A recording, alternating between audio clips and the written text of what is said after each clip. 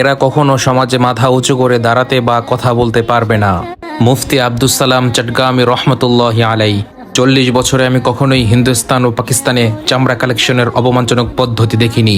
কুরবানির মৌসুমে পশুর চামড়া গ্রহণের যে পদ্ধতি চালু রয়েছে সেটি অত্যন্ত অপমানজনক বলে মনে করি।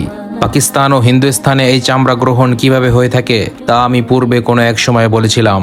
আমি জানি না দেওবন্দি ধারার প্রতিষ্ঠান হয়েও আমাদের দেশের নীতি নির্ধারকরা কিভাবে এই অপমানজনক পদ্ধতি প্রবর্তন করলেন। বাংলাদেশের ক্ষেত্রে দেখবেন ছাত্ররা নানা ধরনের নিম্নরুচির খিদমত আঞ্জাম দেওয়ার কারণে হীনমন্যতার শিকার হয়ে থাকেন।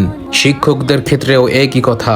মাদ্রাসার প্রয়োজনে বাড়ি বাড়ি গিয়ে ফাসিক এবং স্পষ্ট কবিরা গুনাহে লিপ্ত মানুষদের থেকে তোষামদের মাধ্যমে চাঁদা আদায়ের কারণে তলাবায়ে কেরাম সমাজে হীনমন্য হয়ে চলাফেরা করেন।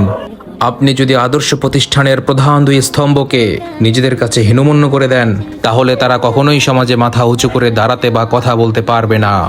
ঠিক এই চিত্রটিই আমি গত 20 বছর ধরে আমার মাতৃভূমিতে দেখে আসছি, যা গত 40 বছরে আমি কখনোই হিন্দুস্তান ও পাকিস্তানে লক্ষ্য করিনি। আত্মজীবনী মুফতি আব্দুস সালাম চটগামি রহমতুল্লাহি আলাই, সাবেক প্রধান মুফতি, হাটাজারি মাদ্রাসা। আমার মনে হয় এই সংস্কৃতি এখন বন্ধ করার সময় এসেছে। আপনার কি মনে হয়? কমেন্ট বক্সে জানান।